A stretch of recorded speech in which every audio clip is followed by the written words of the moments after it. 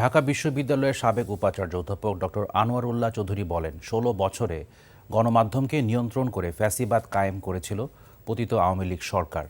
শনিবার দুপুরে জাতীয় প্রেস ক্লাবে বিশ্ব মুক্ত গণমাধ্যম দিবসের আলোচনার সভায় তিনি এসব কথা বলেন।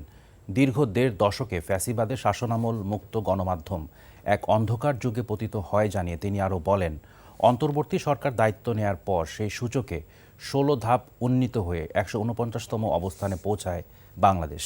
এ সময় দৈনিক আমার দেশের সম্পাদক মাহমুদুর রহমান বলেন, কালো টাকার মালিকরা এই সরকারের আমলেও গণমাধ্যম নিয়ন্ত্রণ করতে চায়, আর ফ্যাসিস্ট শেখ হাসিনা ক্ষমতা কুক্ষিগত করতে ডিজিটাল নিরাপত্তা আইন করে গণমাধ্যমের টুটি চেপে ধরে হিটলারের শাসন ব্যবস্থাকে হার মানিয়েছিলেন বলে মন্তব্য করেন আলোচকরা। একটা প্রেক্ষাপট রচনা করা, আবার ভারতীয় সাম্রাজ্যবাদ ফিরিয়ে আনার একটা প্রেক্ষাপট রচনা করা।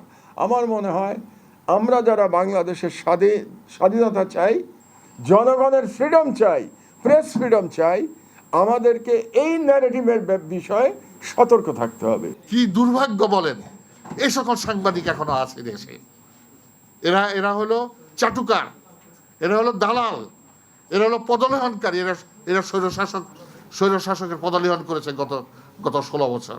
ওরা কিন্তু আপনার নানাভাবে আত্মপ্রকাশ করছে। এরা ক্যামোফ্লেজ করে আছে, লুকিয়ে আছে, সুযোগ পেলেই ছবল দেয়।